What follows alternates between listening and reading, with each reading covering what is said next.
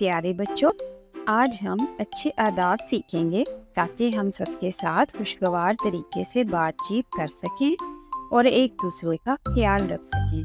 تو چلیں آداب کے 5 اہم اصول دیکھتے ہیں۔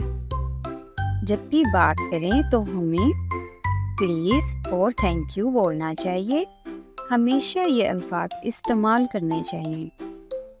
اچھے کھانے کے آداب: منہ بند کر کے کھائیں اور کھانا شروع کرنے سے پہلے انتظار کریں۔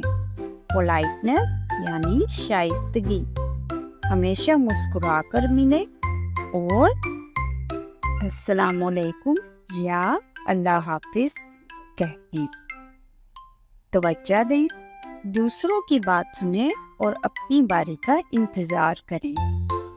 مدد کریں: چھوٹے چھوٹے کاموں میں ایک دوسرے کی مدد کریں تاکہ سب اتفاق سے رہ سکیں۔ آئیے آج ہم یہ آداب سیکھ کر اپنی زندگی کو مزید خوشگوار بنائیں۔